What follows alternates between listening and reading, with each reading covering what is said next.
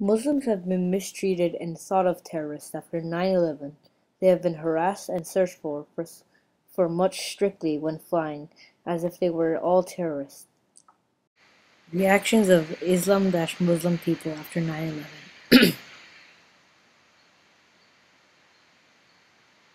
This is when America knew they were under attack, the day that changed America. 11th September was a beautiful day with no clouds in the sky. That's until 8:46, with the first plane hitting the North Tower, causing a huge flame. People did not understand what happened, whether it was a helicopter or a plane. 16 minutes later, the second plane hit the South Tower, causing a huge explosion. Thousands of people dead, and many others stuck in the tower with very little hope. Many people yelling for help, calling their loved ones to say goodbye. A beautiful day that only in minutes changed American history.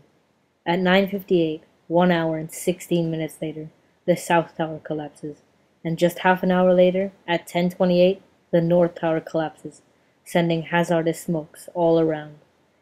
Osama bin Laden was a Islam-Muslim, almost the same thing. It's like Christianity, the religion, and Christians as followers. Osama was the one to blame, and people after 9/11 would go on strikes outside of mosques to say, "Get out of our country." Thousands of Muslims were questioned by the FBI within a week of 9/11. A grown man named Karan Abdul-Jabbar, who was in the US since he was 7 years old, was one of the thousands of people to get questioned. He explains that he was asked, "Were you a part of Al-Qaeda?" He replied, "No," as he was here from the age of 7. These people judged Muslims and Islams over just one person. They judged millions of people because of one person being that race or religion and where they're from. This is racial profiling. What is racial profiling? Racial profiling is criminalizing people for their skin color, background, religion, and where they're from. Karan Abdul-Jabbar, the man I've just talked about, was pulled over by the police and was stripped down and checked for anything suspicious.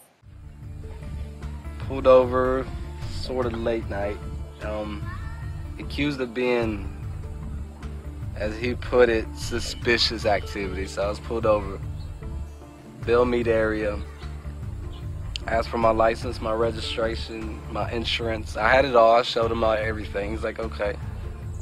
So I've been interrogated, a couple hours of interrogations out in the cold in the boxes, and the other cops just having casual conversation, making me look like the fool. And I mean, that's tough being a kid,